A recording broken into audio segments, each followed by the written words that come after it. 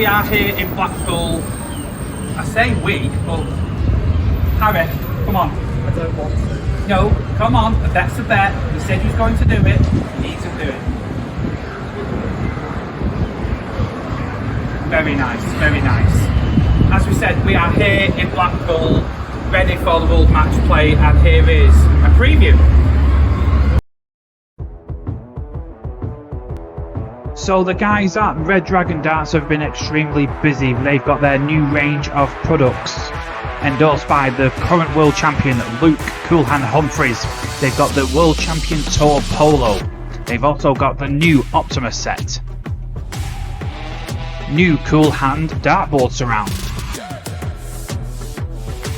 They've also got the new Coolhand Dart Case by Stone 2. And the Coolhand Luke Humphries Flight Collection. And introducing the Airwing Molded Flight Technology, endorsed by Coolhand Luke Humphries by Red Dragon. So welcome to Darts World Northern Headquarters. I'm AJ Ernston-Toft. And I'm Harry Masterson. And this is just a quick preview of the day's matches for the Sunday. We've got 4 excellent games. You've got an opener which could be an absolute classic with Gerwyn Price versus Darrell Gurney. Absolutely, and both players have had their spells this year in terms of Price having a really good campaign in the World Series in particular, whereas Darrell Gurney again having a consistent year like we always see from him, hence why he's secured a spot at the match play again. And if it's anything like some of their previous encounters, there might be a bit of needle as well. Bit of fight, definitely, but as in, you look at both players in terms of they don't like to lose, and it's just got the ingredients for a classic game. And you would have looked at this game a few years ago and thought, how is this a first round match for the World Matchplay? But it just shows the depth of talent in the system now. Absolutely. And then moving on to game 2, you've got the return of the legend Raymond van Barneveld. I mean, this is the one he wants. But he's taking on John Clayton, who is coming back into some real good form. Absolutely, he's probably the most informed player coming into the World Matchplay, as he won the last PDC competition before the start of the action at the Winter Gardens in Players Championship 14. So it remains to be seen what's going to happen with the game, but all I know is that both players will be giving absolutely everything, and I'm sure it's going to be another close match. Absolutely, absolutely. And then game 3, we've got a repeat of a classic match from the World Championships. You've got the World Champion Luke Humphries versus Ricardo Pietreczku. And again, could this be a tense game, or do you think it's going to be a bit more free-flowing? Well, I feel like with Pietreczku, obviously it's his debut, so there's going to be some nerves in there. And I mean, it's a bit of a baptism of fire really for Pietreczku. His first game in Blackpool was against the World Champion. So you don't get it. It's no easy draws in the World Matchplay, I'm afraid. No easy draws at all. And then the final game of the session, you've got the defending matchplay champion Nathan Aspinall taking on debutant Luke Woodhouse. And again, I mean, this could be a really close game. And looking at the rise of one player, I'm not saying the fall of another, but just the struggle that he's going through at the moment in Nathan Aspinall. This could be a lot tighter than people think. Absolutely. I feel like when this draw was made, Luke Woodhouse would have been looking for a draw like this just to give him the best possible chance on debut at Blackpool. But yet again, it is still the match play champion in Nathan Aspinall. He knows how to succeed on the Blackpool stage, so he's got to just play his own game, and we'll obviously see what happens when we're there later on. Yes, and it's going to be a fantastic evening of darts.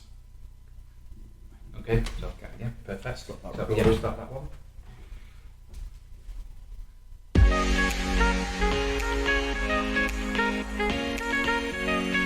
So we're back from the Winter Gardens, and I've had a couple of experiences as a fan watching there. I've watched some classic games, but first time kind of behind the camera, in the press area.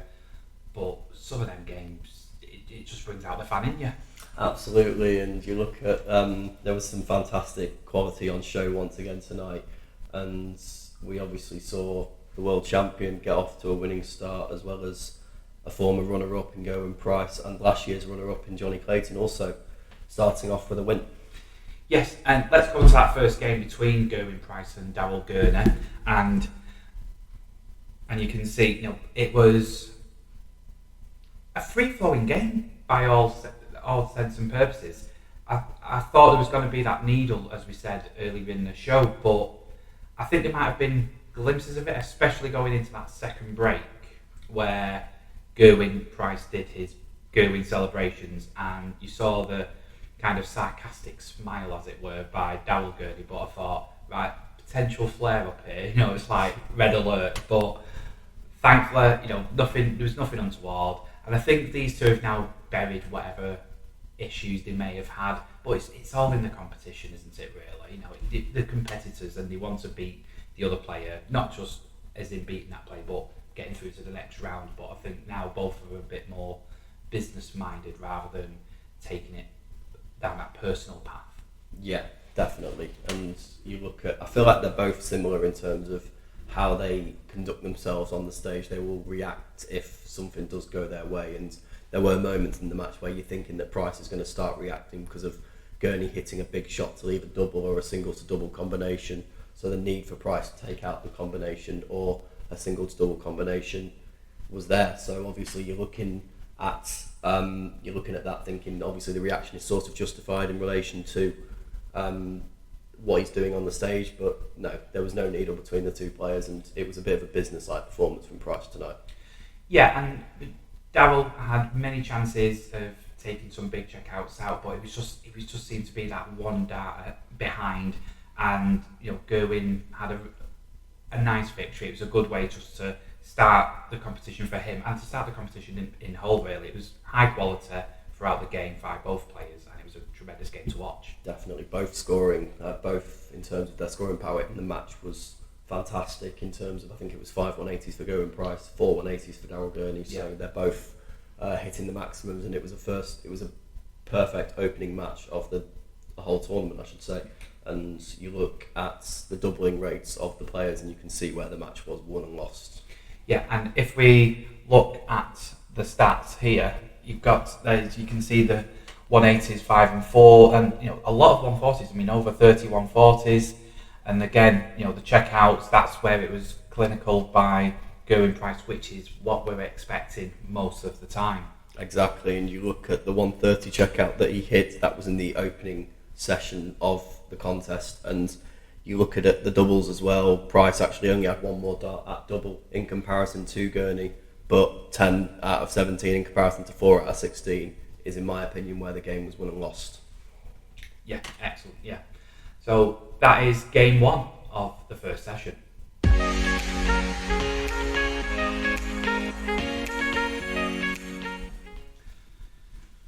So game two brought us a legend back in Raymond van Barneveld, but he had a tough game ahead of him with Johnny Clayton, who seems to be on the upswing of momentum now.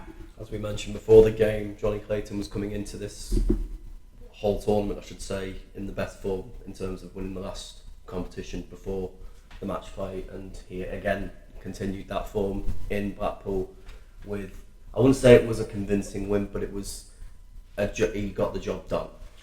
Yeah, as soon as he got ahead, I thought Barney, obviously he has got the game to bring it back, but just in this match in particular, I just think he was just missing that one dart, as in an extra treble or on the finishes. There was a lot of combination finishes where he missed the last dart, obviously the crucial dart, winning the double or winning the leg.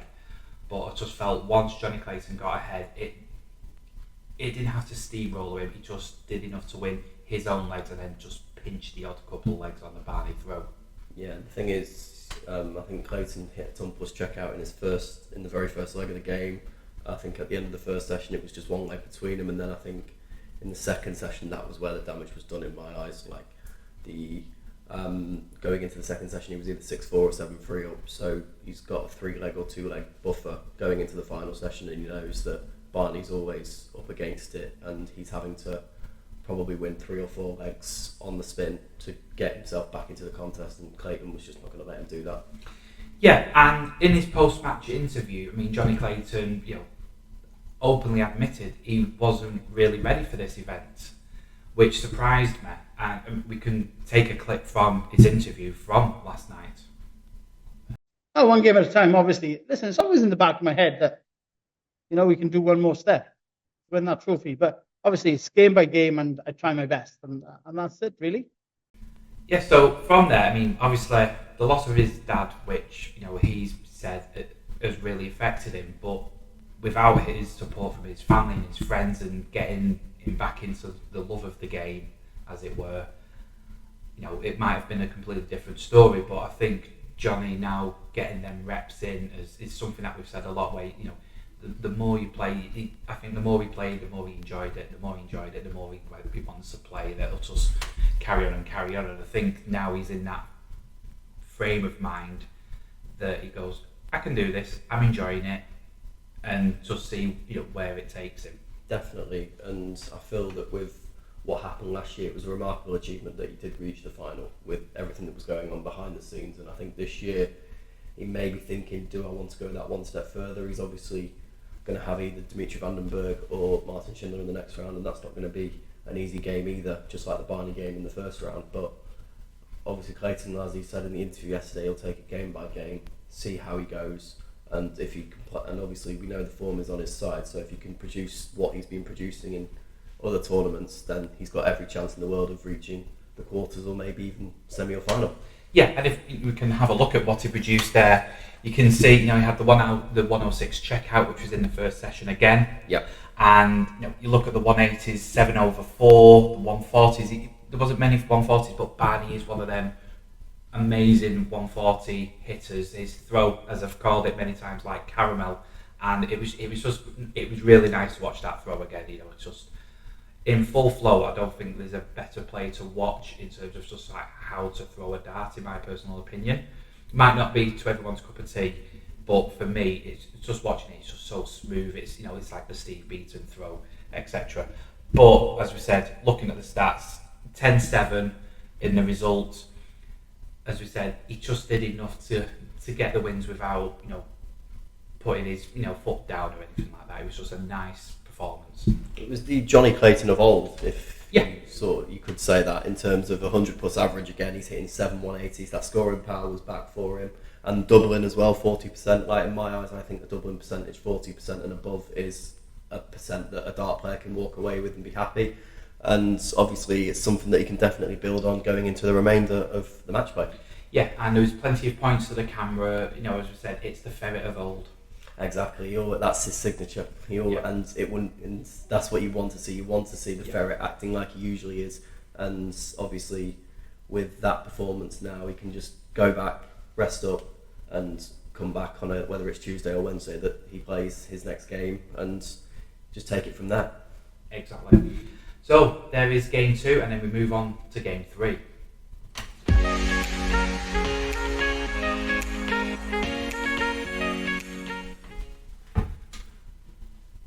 So moving on to game 3, you have the current world champion in Luke Humphries taking on an old adversary from that World Championships in Riccardo Pietreczku.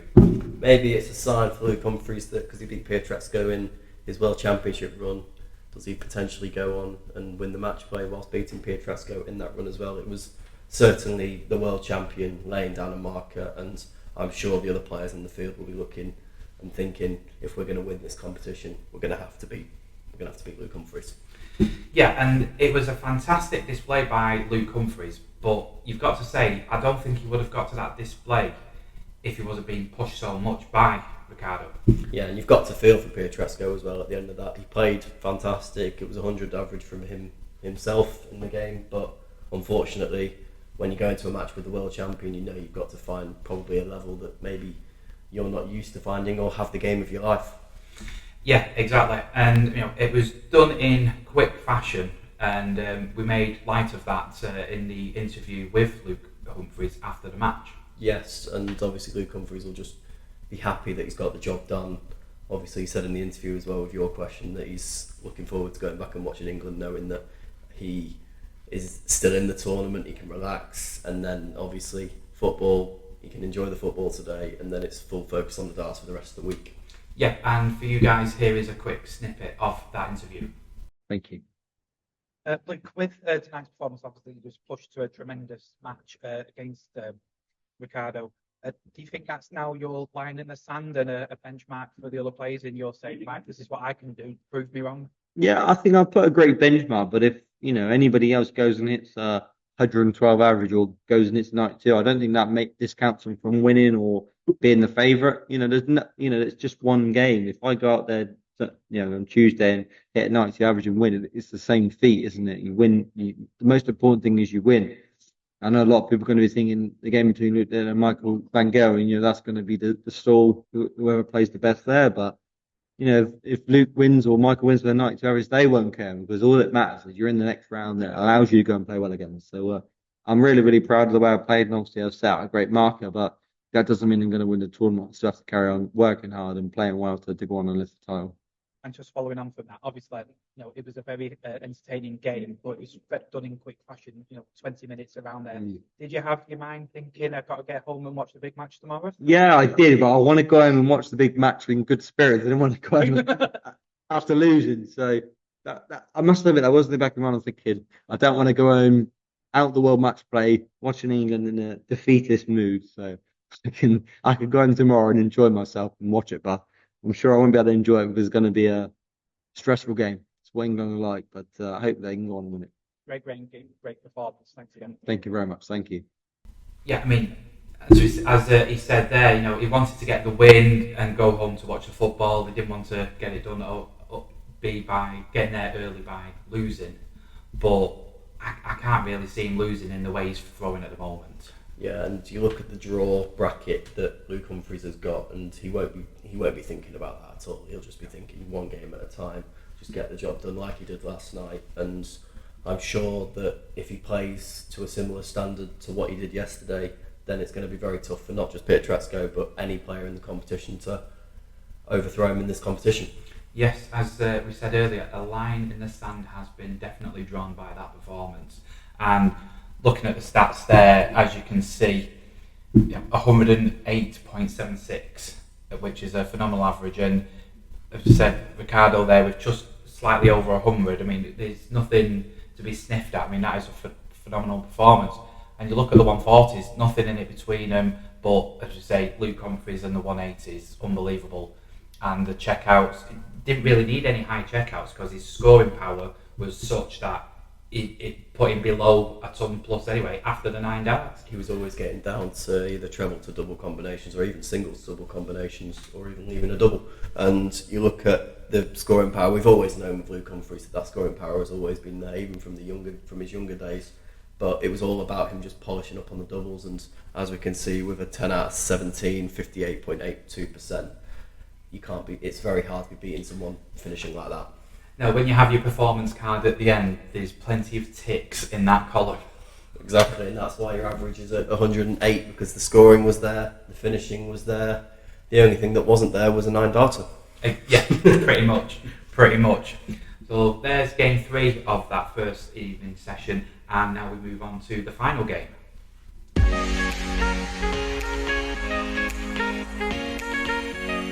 Moving on to the last game of the session, and we had the defending Betfred Matchplay champion in Nathan Aspinall taking on the debutants in the tournament in Luke Woodhouse. Yes, and this was probably the game that we looked at before the night started, where a potential upset could have been on the cards, with obviously Luke Woodhouse having a fantastic UK Open and showcasing in Mineheads that he has the ability to cause the big names problems. He obviously beat Price when he was there, but it was a game where you could say there was more swings than a playground. Yeah, it was so many swings in momentum. It was, but that is a Nathan Aspinall game. I mean, you alluded it to in your interview where you said this was the ultimate performance of what a Nathan Aspinall gritted, determined performance is. It's like, if you want, it's a textbook, performance on what you expect from Nathan Aspinall. This is the game. Yes, and we've seen all through his career, like I said to him in the question yesterday, about this never say die fighting attitude. We've seen it all the time in the Premier League when he's literally gone to the last day of the whole of the league format, trying to secure his place in the finals, and obviously just falling short. But there's always that fight there, no matter what. He will never give up. And you could say, as he said yesterday, it was the ultimate example of that yesterday, with all the conditions going on behind the scenes. but to still come through a really closely contested match was just the perfect way for him to start. Yeah, and we've got an example of that interview now. Congratulations on the win. We've seen all through your career fighting and never say die attitude. Would you say that tonight is the ultimate example of that? 100%. You know, probably up there with one of the finest Nathan Aspinall don't give up, die attitudes you've ever seen. And there was moments I was gonna give up. I'm not even gonna lie. There was like, I think again, you see my reaction. Sometimes I'm walking back and I'm just gulping around and I'm like, why? Like, stop putting yourself through all this. And then look over and see my little daughter not even watching me play with an iPad. But I mean, like, I look at her and I see Brooke, I see Millie, I see Kirsty, and I'm like, come on, you know, don't give it your title so easy. You know, fight for it. And again, I mentioned it before. The support this evening has been absolutely amazing. And yeah, my family got me through tonight, but without that crowd, wow, I can't even thank them. Like, unbelievable. Coming up for you, how important is it for you that you go out with an absolute bang as if you're match play? No, I think that's about. I'm not bothered. I just don't want to give my title up easy. I'll put everything on that stage. If I get beat 11-0 against whoever I play, I'm not bothered. As long as I know I can walk off stage and go, I've tried everything. But all, you know, be up. What's the word? Be all and end all. Yeah. Be all and end all. I want to get my arm right. 2 years now. Wrist, arm, shoulder, back. With what I'll be 100% fit, and enjoy my game, enjoy my life. You know what I mean? I'm constantly like the stuff I've had to do today just to play for tonight. Like 2 hours of fresh air, ice, heat, this, that, the other, blah, blah, just to be before I even came here. Then I'm doing all strapping. I'm like, just want to wake up, go out, have some food, turn up, play darts, and win. That's what I want back. So listen, I'll try my best. Am I going to win it? As I sit here now, absolutely more chance of Dave Allen. Well, there's more chance of Leeds United getting promoted this year. But I will fight till the end, and I think everyone knows that. Yeah, so as he alluded to, you know, it's not just about him, you know, obviously being the defending champion, he wouldn't have missed it for the world. But as he said, without the support of his friends, his family, you know, and that's his motivation. And there was many times where in the game Nathan looked out to the VIP area where his friends and family are, and you could see that was his motivation. But he also alluded, you know, the crowd were phenomenal on that last game. I mean, usually the last game the crowd might be a bit tight, but I think, you know, with the song choice, with the way he has that connection with the crowd, they were fully behind him. It's a fantastic walk-on song, and it always gets the crowd instantly on side. You could say the same about Darryl Gurney as well with Sweet Caroline. Yeah. But with relation to Aspinall, I think this year and this tournament in particular would have been the one that he'd been looking at thinking, this is the one competition that I'm going to be defending, and I'm not going to let this title slip, and I want to basically perform to the very best of my ability in every single match that I compete in, and as long as he leaves everything on the line, I think he'll be happy coming the end of this tournament, whether he wins or loses. Yeah, and you know, he said, you know, if he's gonna go down, he's gonna go down swinging, and you know, that is the mark of a champion. You know, it's like I said, I don't want to let this title go this easy. You know, he wants to perform to his best, and if someone can beat him, then fair play. But he's not gonna give up in a match, and you know, he's never been known to do that anyway. But I think as you're the defending champion of the second most prestigious prize in the PDC, in my opinion. But for me, you know, it's the best tournament. But you know, we can, if you want to comment below of what you think is the best tournament between the World Championships and the World Matchplay, you can drop us your opinion on there. But I think this tournament is special because the fans are closer to the action than like nowhere else. Exactly, and one thing as well, with this competition, you look at the venue, and it's the one venue that's always stayed the same. Obviously, with the World Championships, it started at the Circus Tavern, then it moved to the Alexandra Palace. The Winter Gardens, obviously, first tournament in 1994, and it's still at the Winter Gardens to this day, which for some people may put the tournament in a higher regard to the World Championship, and I can see the argument for both sides. Yeah, it is a really unique atmosphere. It's a really special atmosphere. I mean, you've got the best of the best darts players, and it's like I was looking around the building, and you imagine, what has gone on in that building in history, not just darts wise, but in general, all the fantastic events. And I feel if there was ever a move away from the Winter Garden, there would be uproar. I mean, I remember when they moved the UK Open from the Reebok in Bolton, and I thought that was a really good venue because, again, everything was within close proximity. Whereas now with the UK, you've got the main stage and then stage 2 and then the Red Room or wherever at Butlins. But when it was in the main room at the Reebok, everything was in that one room, and it just made for a really unique atmosphere because for the players as well, because you could be practicing and there'd be a big cheer, but it'd be in the left corner because something's happened in the distance, and it just made a really unique atmosphere. But with this, the fans are on top of you almost. It is a great place, and Nathan did all he could to make sure the crowd were on his side. I feel definitely, and obviously he knew all about getting the crowd on side with how well he did last year at the World Matchplay, and obviously the Blackpool crowd are not going to forget what he did then. And again, yesterday it was a case of I think he could have been. There was a stage where he could have been 5-0 down at the first session. Woodhouse did have darts to win every single leg, but the 1-2-8 check out in the fourth leg to break into the throw on double 10, and you're looking at that at the end of the match, and you're thinking how important that was, because if he went down in the first session at 4-1 down, it would have been a much more difficult task for him to have got back into the contest. Yeah, absolutely. And looking at the stats, as you can say, the averages weren't the greatest. I mean, they're both in the 90s, which is for us that's good enough. But there was not a lot in it, and it showed in the scoreline as well. There was not a lot in it in terms of the 140s, the tons, the checkout percentages. Round about that 30, 33, above 33, so 1 in 3 on your checkouts.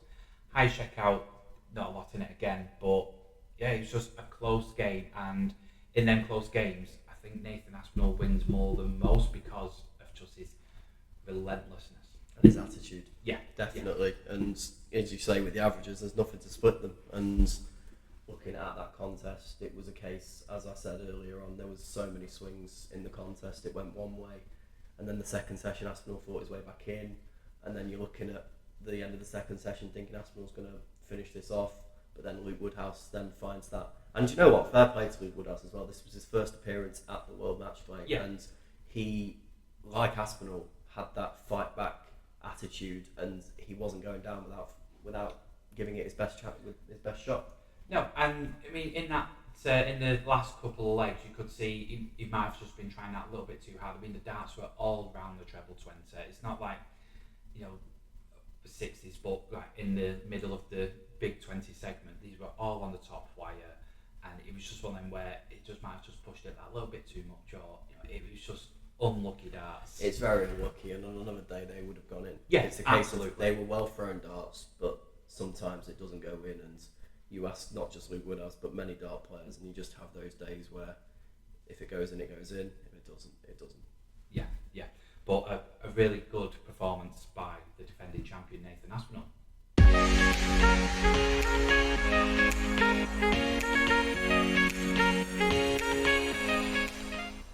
So we move on to the Oracle moment of the day, and for me this has got to be the performance of Luke Humphries. It was classy, it was a high standard, but for me it was how easy he made it look. Like when you watch some performances where you've got two good players playing against each other, you can see the effort and you can see how much it means to them, and in terms of like a bit more determination or a bit more aggression but with this it was like he was just playing at home, or he was playing at the Dog and Duck. He could have been playing anywhere and he would have been playing this well, and the pressure that Petrescu put him through or put him under just didn't faze him at all. You always watch Luke Humphries and think, how do you make this look so easy? Because you were at home and you're playing darts on the board, and you just sat there thinking, he makes trouble hitting 180s, hitting the doubles. He just makes it look so effortless. And yesterday was just another example of that, and I'm sure there could be more. In fact, I think there will be more of these types of performances throughout the rest of this match play, and obviously we're going to see more of it through the rest of the year. We saw it at the World Championship on numerous occasions, that final against Luke Littler. Obviously the scoring power was there. He just, in that tournament, he just built himself into form. Obviously the game against Cullen, the game against Scott Williams as well, and obviously the final against Luke Littler, and again last night against Pietrezco, just another prime example of Luke Humphries making the game look easy when it's not. Yeah, and it's one thing that we've mentioned a few times is like just the reps of doing it so often, and now he was doing it so often on the Pro Tour on the floor, and then he progressed that onto the Euro Tour back with his amazing performances there, and then everyone was just waiting for him to do it on the big stage or the majors or whatever terminology people want to use, and he started that, and then it just seems it's not going to stop. I mean, you look at the World Cup performance, you look at his performance in the Premier League, alright, he didn't win it, but the performances were staggering, and it's taking someone to play extremely well to beat him, and when he's beaten, he's the first one to go, yeah, he played awesome, and that's it's that attitude of no one's beating me, but if they do, fair play to him. Yeah, definitely, and that was probably the attitude that he had. In fact, it was the attitude he had when he lost that final in London against Luke Littler. Yeah, he was the one player that probably was able to match him in terms of his ability, and that showed in the final. It was very close in terms of the contest itself, and it wasn't just the final. There was other contests in the Premier League and that World Championship final that I alluded to. That there have been these instances where whoever wins has just been the better player on the day, but that on another occasion the other player will get the better of the other. So for today's moment of the day, it is Luke Humphries' staggering performance. Oracle Head Neck Cancer UK is one of the UK's newest charities that help improve head and neck cancer patients' quality of life and outcomes in the UK. They will achieve their mission through their RACE programme to overcome head and neck cancer crisis. Research projects, awareness campaigns, collaboration programmes and experience of patients of all backgrounds placed at the heart of everything.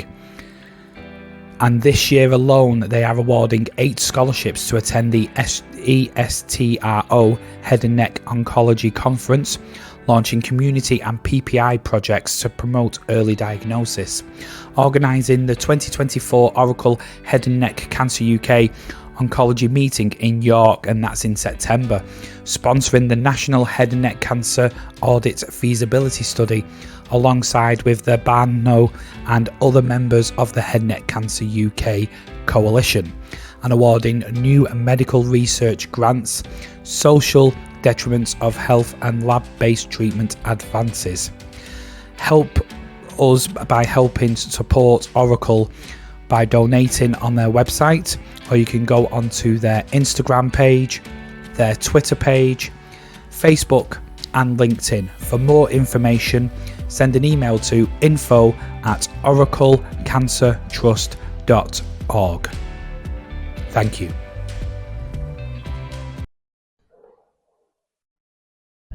So that concludes day one of the World Matchplay at the Winter Gardens, and Harry, what a night it has. Absolutely. 4 fantastic matches. We obviously saw Gowen Price get off to a perfect start with a good win over Daryl Gurney. Johnny Clayton getting the job done, 10-7 against Raymond van Barneveld. And then Luke Humphries with the best performance of the night, 108 average, beating Ricardo Pietrezco on debut, 10-4. Yeah, and for me that last game was a real battle of attrition between both players, but Nathan Aspinall grinding a result as he's well known to do. Absolutely, and we saw that never say die attitude once again from Nathan Aspinall in arguably the most difficult conditions as well, with his problem with his wrist, and obviously he'll do what he needs to defend that match play title. Exactly. So there concludes day one. We will be here for day 2 at the Winter Gardens. And keep your eyes peeled on Darts World socials for all the interviews with me and AJ. conduct here at the fantastic Winter Gardens. So from me, AJ Ernst Toft, And me, Harry Masterson. we will see you in the next day, but the same round. In a bit, guys. We have got an amazing competition here at the Darts World Matchplay podcast. As you can see, we have got the Luke Humphries Red Dragon bundle. We have got the darts, the Firestone 2 case, the Pro Players shirt, and we've also got the Air Wing flights and the stems. To be within a chance of winning these amazing prizes, you need to follow us on our socials. We are on Twitter at darts_world, and there you will put in the answer of how many 180s will there be in this year's World Matchplay. As we said, to be within a chance, you have to find us on our Twitter and make sure you follow, like and share the post to be within a chance of winning these amazing prizes from Red Dragon.